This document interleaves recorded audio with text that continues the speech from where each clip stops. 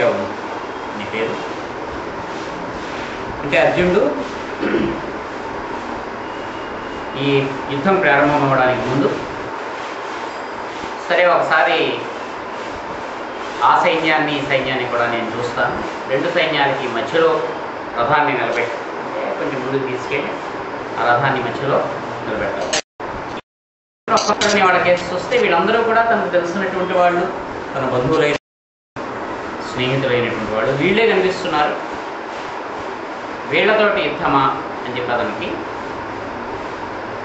అనిపించి అప్పుడు కృష్ణుడి తోటి అతను చేసినటువంటి సంవాదం ఏదైతే ఉందో, సంభాషణ ఏదైతే ఉందో అది మనకి భగవద్గీత కింద వచ్చింది.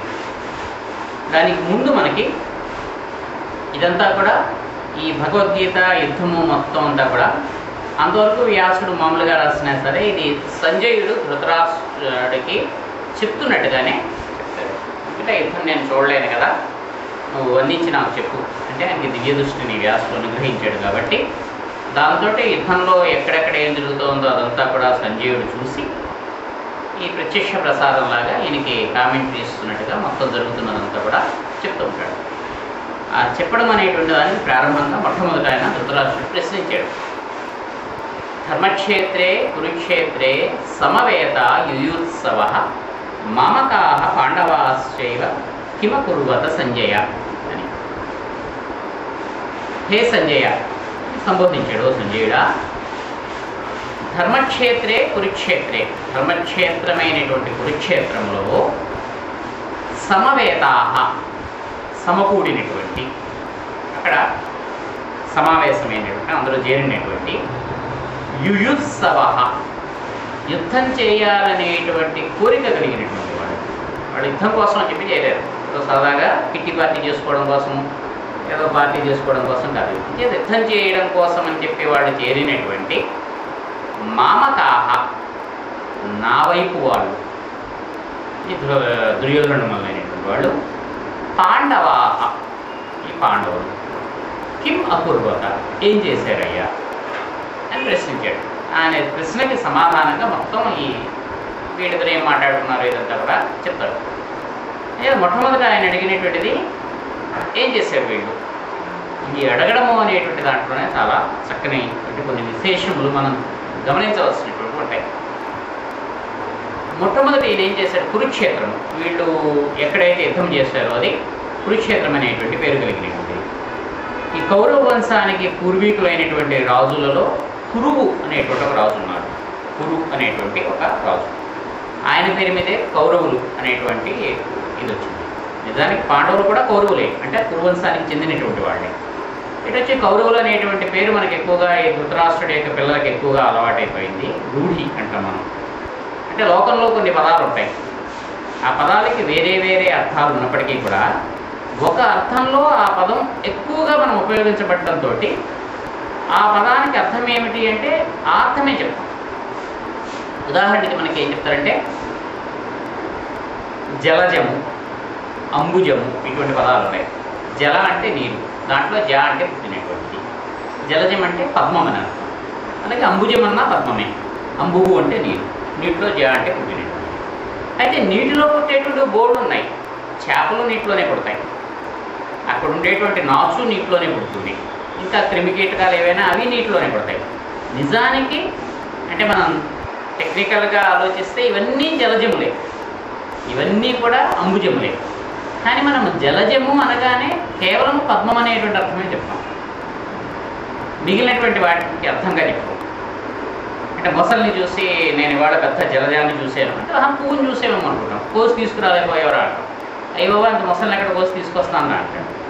మొసలుగా నువ్వు జలజం అంటే కొన్ని పదాలు ఏమిటవుతాయంటే వాటికి ఉండేటువంటి అర్థాలు అనేకం ఉన్నప్పటికీ కూడా ఒక అర్థంలో ఎక్కువగా ఉపయోగించబడటంతో దానికే అవి సంబంధించిపోయి ఉండిపోతాయి. వాటిని రూఢి అంటారు.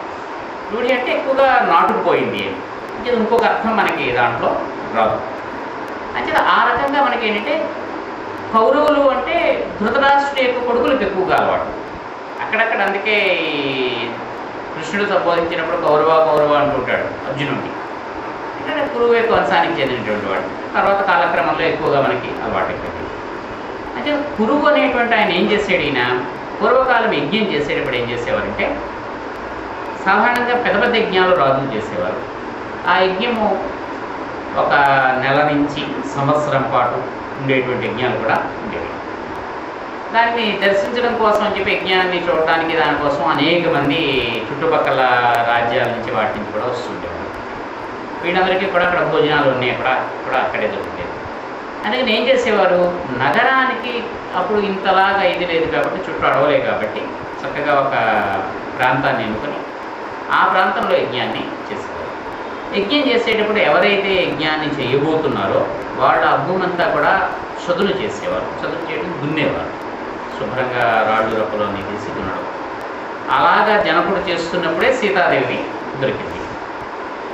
అంచేత ఈ కురువు అనేటువంటి ఆయన ఏం చేశాడు, యజ్ఞం చేయడం కోసం అని చెప్పి ఆ ప్రాంతాన్ని ఎన్నుకుని ఒకసారి అక్కడ పెద్ద యజ్ఞం చేసి అప్పుడు ఆ సమయంలో ఈయన ఆ క్షేత్రాన్ని కూడా దున్నాడు.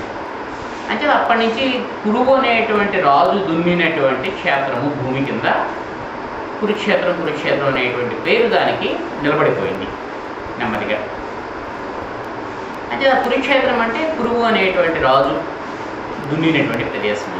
అక్కడ పెద్ద సరస్సు ఉంది, ఇప్పటికీ మనకు ఆ కురుక్షేత్రం ఉంది. అక్కడ పుష్కరాలు అవి కూడా అక్కడ జరుగుతాయి, చాలా పెద్ద సరస్సు అది కూడా. ఈ కురుక్షేత్రంలో ఈ ప్రాంతాన్ని వాళ్ళు ఎన్నుకున్నారు. ఎక్కడ యుద్ధం చేయడము అంటే ఆ ఇటుపక్కల వాళ్ళు కూడా చేసుకుని కురుక్షేత్రం అనేటువంటి ప్రదేశము అన్నిటికీ అనువుగా ఉంటుంది అంటే అక్కడ యుద్ధం చేద్దామని చెప్పి వాళ్ళు ఎన్నుకున్నారు. అంటే ఈ కురుక్షేత్రం అనేటువంటి ప్రాంతంలో సమకూడినటువంటి దీనికి నేనేం చేశాడు, కేవలము కురుక్షేత్రంలో సమకూడిన అనేటువంటి మాట అనకుండా ఒక చిన్న విశేషణాన్ని వేశాడు. ధర్మక్షేత్రమైనటువంటి కురుక్షేత్రంలో,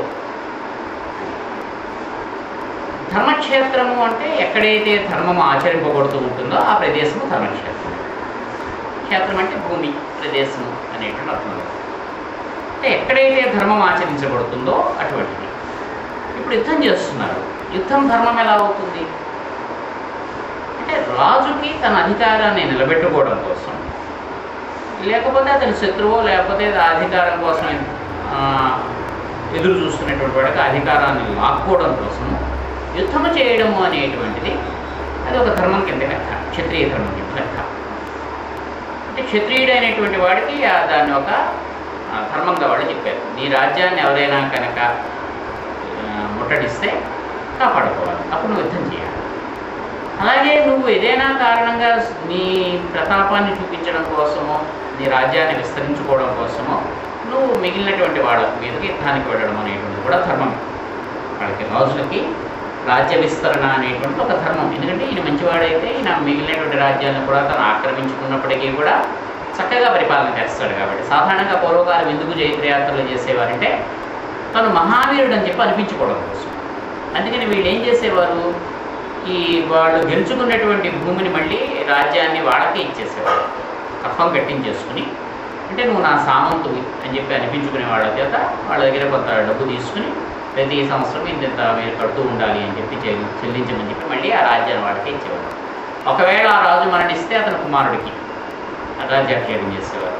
ఒకవేళ వారసుడు ఎవరు లేకపోతే ఆ రాజు ఎవడైనా చెడ్డవాడై వాడు పారిపోవడం ఇలాంటివి ఏమైనా కనుక జరిగితే రాజ్య ప్రతినిధిని ఎవరైనా అక్కడ నిలబెట్టేవారు. ఎవరికి తన సేనా నాయకుడిని ఏమన్నా అన్నాడు నువ్వు రాజ్యాన్ని చెయ్యి అని చెప్పి అప్పగించేవారు. అంతేగాని వీళ్ళు సాధారణంగా కలుపుకోవడం అనేటువంటిది తక్కువ ఉండేది. వాళ్ళు పూర్వకాలం వాళ్ళు చేసినటువంటి యుద్ధాలు కొంతమంది రాజ్య విస్తరణ కాంక్షతో చేసినప్పటికీ కూడా చాలామంది ఏంటంటే తాము కూడా మహావీరులము అని చెప్పి లోకానికి చెప్పడం కోసమే యుద్ధం చేసేవారు, అంతకుమించి కాదు. అంటే యుద్ధం చేయడం అనేటువంటిది క్షత్రియుడికి ఒక ధర్మం. అంటే అతని ధర్మాన్ని వాళ్ళు ఆచరిస్తున్నారు. అంచేత అది ధర్మక్షేత్రం అయింది. రెండవది ఏమిటి, ధర్మం అంటే ఏమిటి? ధర్మం అనేటువంటిది ఒకటి ఉంటే అధర్మం అనేటువంటిది ఇంకొకటి ఉంటుంది.